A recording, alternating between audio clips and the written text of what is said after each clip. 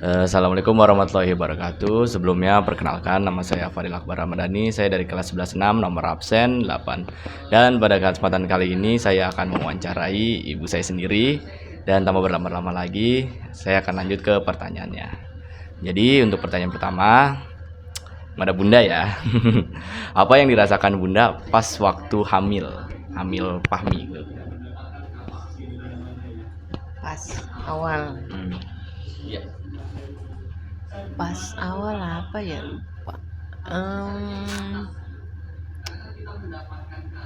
Udah agak-agak lupa sih, tapi awal-awal tuh yang berasa agak-agak kembung perut, kayak kembung, terus ya udah gampang. Karena waktu hamil Fahmi itu sebelumnya Bunda pernah keguguran, jadi lebih hati-hati. Kalau misalkan lebih takut karena dulu pernah janinnya nggak berkembang, karena dulu waktu hamil yang pertama itu Bunda tetap naik motor, jadi makanya lebih takut. Terusnya kalau untuk yang dirasain itu sih, kalau di fisiknya tuh lebih ke kembung, terus kalau mual-mual gitu nggak terlalu. Udah sih itu aja, agak-agak lupa sih sebenarnya. Oh, kan berarti kan itu kan termasuk kesulitan ya. Nah, selain itu ada nggak sih kayak Bunda ngerasa kesulitan gitu pas yang dirasakan gitu pas hamil gitu? Kesulitan mungkin kayak kembung lah yang tadi sebenarnya Bunda sampaikan atau mungkin ada kesulitan lain gitu. Kesulitan lain enggak sih, dinikmatin aja waktu itu. Gampang capek iya pastinya. Terusnya kalau di awal trimester awal itu ya gampang capek, terus emosinya naik turun, karena dulu juga kerjanya juga kan sampai malam kadang-kadang, terus ngadepin nasabah ya emosi naik turun, kadang-kadang gampang sedih, kadang-kadang gampang marah. Itu aja. Sama makan yang males. Alas kan. Makannya susah karena makannya apa ya, dulu tuh kepengen banget ngerasain sayur bening buatan Mbah. Cuman karena dulu mau ke rumah Mbah juga udah ya jauh, satu jauh, yang kedua juga karena nggak naik kendaraan, udah nggak berani naik motor kan, jadi ya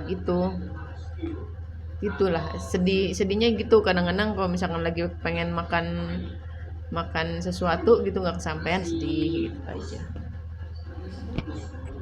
Untuk pertanyaan selanjutnya, kan tadi kan eh, pada saat Bunda hamil nih. Nah, ayah itu gimana sih kayak tipenya, kayak misalnya apakah kayak mendukung banget gitu, kayak misalnya support apa aja yang Bunda mau, atau justru malah ayah justru tipenya tuh yang cuek atau gimana gitu.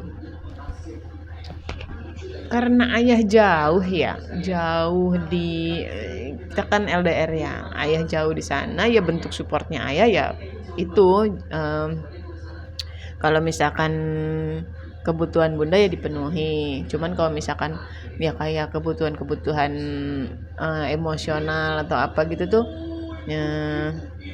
kadang ayah juga nggak tahu, dan Bunda juga nyimpen, kayak misalkan yaitu kepengen kepengen makanan ini, pengen makanan itu, kan nggak bisa kalau misalkan ada ayah di samping gitu. Misalkan ayah satu rumah sama kita, ayah nggak jauh, ya pengen makan ini, mungkinan ayah ada lah di situ terus nganterin atau apa.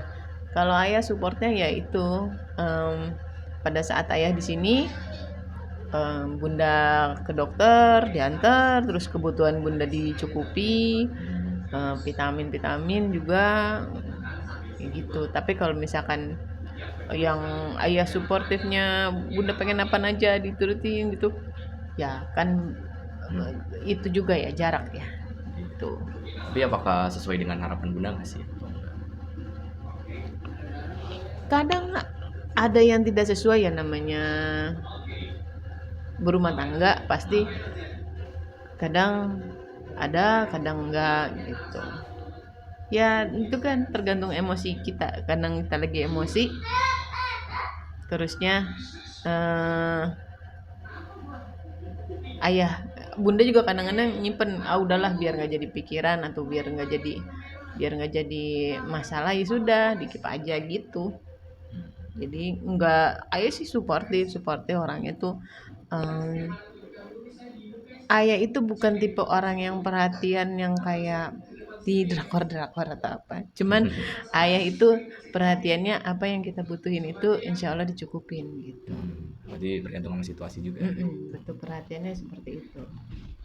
Nah, pada saat proses kelahiran nih Bunda, kan kan biasanya kan banyak orang itu kayak ada proses itu ada yang dua gitu, ada yang normal sama ada yang sesar. Nah, kalau misalnya Fahmi itu kebetulan kemarin tuh sesar atau normal ya? Dan apa sih alasannya gitu? Kondisi waktu bunda ngelahirin itu posisi janinnya itu melintang. Jadi kepala dan kaki begini. Ini kepala, ini kaki gitu. Dia tidak mau turun ke bawah. Ya jadi terpaksa harus sesar. Itu udah dikasih taunya beberapa bulan sebelumnya, juga sudah dikasih tahu sama dokter, Bu usahain untuk bayinya muter, cuman sudah diusahakan ya nggak muter, ya sudah, jadi sudah tahu dari awal kayaknya bakalan sesar si Fahmi. Terus eh, kan berarti prosesnya sesar kan? Mm-mm. Nah, apa sih yang dirasain pas proses sesar ini gitu? Takut waktu sesar itu, yang bunda itu takut karena kalau sesar itu kan dia ada proses kita dibius di tulang tulang belakang, rusuk tulang belakang itu jarumnya besar gitu. Dan dulu tuh pernah dapat cerita dari temen, sebelum itu katanya proses itu sakit gitu. Ya memang sakit. Nah kalau misalkan pada saat sesarnya eh, di dalam ruang operasi itu kan ayah nggak boleh nemenin, jadi sendiri ya. Takut gimana sih kita ada di ruang operasi, tangan diikat kan, tangannya nggak boleh kemana-mana, terusnya meja operasi dingin, yang bunda juga biusnya kan nggak bius total ya, biusnya kan cuma setengah, jadi pada saat dokternya ngoperasi itu bunda masih ngedengar suara dokternya ngobrol ngapain gitu. Jadi ya gitu, takut deg-degan. Nah, habis itu kan ada pasti kan ada pas habis proses melahirkan ada kayak pasca melahirkan gitu yang mana itu kan masa nifas tuh. Nah, apa sih yang hal yang Bunda lakukan untuk mempercepat penyembuhan pas masa nifas gitu? Atau Penyembuhan masa nifas, maksudnya kalau penyembuhan masa nifas kan itu proses darah kotornya itu sampai habis kan, itu kan 40 hari. Ya sudah kayak orang menstruasi biasa aja, jadi kayak orang datang bulan biasa, cuman dia waktunya lebih lama, 40 harian itu. tapi yang Bunda rasain gimana? Ya biasa aja. Kalau misalkan proses nifas mah ya biasa aja, cuman ya sesudah itu yang gimana ya, yang kalau misalkan kita nggak sholat, kalau datang bulan seminggu aja gitu kan, terusnya memulai dari awal lagi itu gitu. Jadi itu lebih ke kondisi iman sih, kondisi ruhiyah kita gitu, gimana kita ngejaganya gitu. Tapi kalau misalkan ke psikisnya ya sudah biasa aja gitu, kayak orang datang bulan biasa. Nah, nah pada saat proses nifas nih, sebalik lagi kayak pertanyaan dari awal, apakah ayah itu juga menjadi sosok yang mendukung gitu pas masa nifas ini gitu?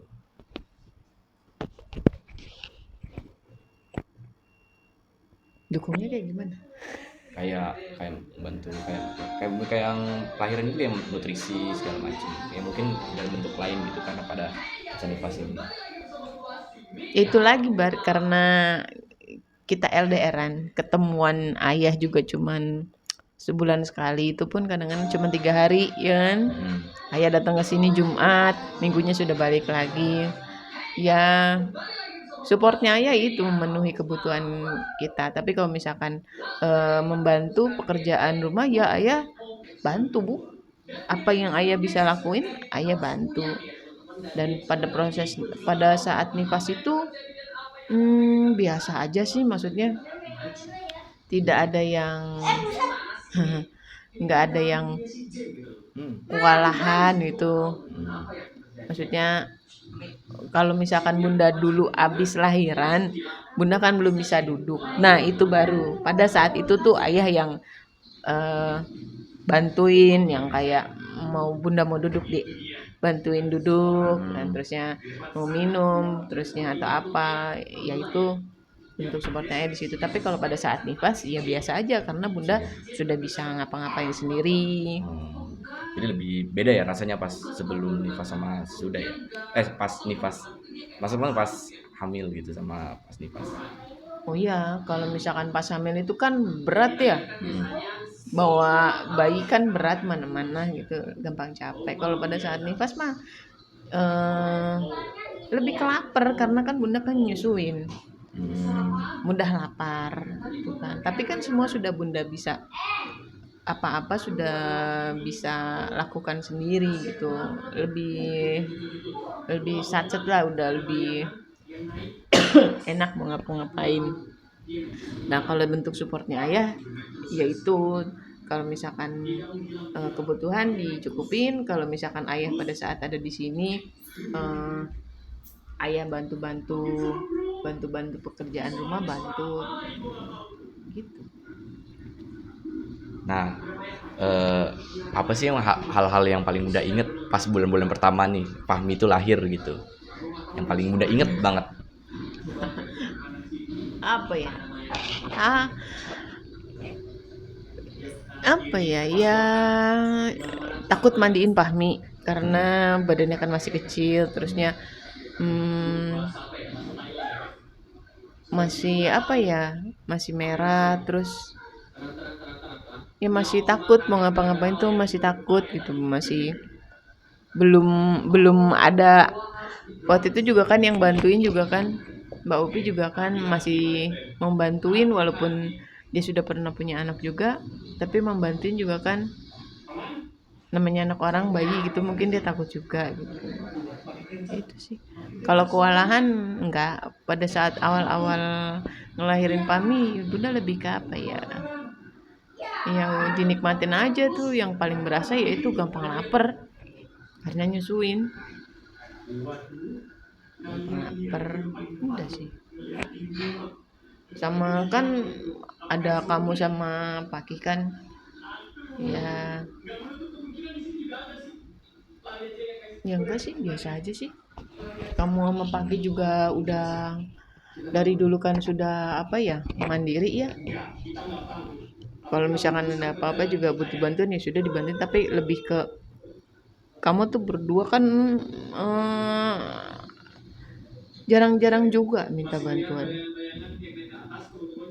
Punya tugas sih sudah kerjain sendiri. Paling butuh apa baru cariin gitu. Nah ini pertanyaan yang terakhir ya. Kan bunda kan hitungannya kan sebagai bunda Sabung Akbar kan. Ya mungkin ada beberapa harapan mungkin kepada Sakbar atau Fahmi atau Faki untuk berada di masa depan gitu. Harapan bunda itu tuh kamu bisa jadi contoh buat adik-adik kamu dalam segala hal ya, dalam keseharian, terusnya adik-adiknya belum sholat ya diajakin sholat gitu, terusnya lebih kasih contoh untuk kedepannya kamunya. Bunda, harapan bunda ya kamu sekolahnya berhasil, sekolahnya bisa di tempat yang memang kamu nyaman, kamu cocok, terus ya berhasil gitu loh, ada jenjangnya gitu, tidak tidak mengalami kesulitan berarti gitu. Ya kalaupun ada kesulitan ya mudah-mudahan kamu bisa melewatin semuanya gitu. Itu sih. Terus kamu bisa jadi sukses untuk sekolahnya, nanti habis sekolah bisa mudah dapat pekerjaan gitu. Bisa mandiri Bar gitu. Ya, jadi pertanyaannya udah habis ya Bunda. Jadi mungkin segitu aja wawancara saya kepada ibu saya sendiri. Jadi kurang lebihnya mohon maaf. Wabillahi taufiq wal hidayah. Wassalamualaikum warahmatullahi wabarakatuh. Dadah. Dadah.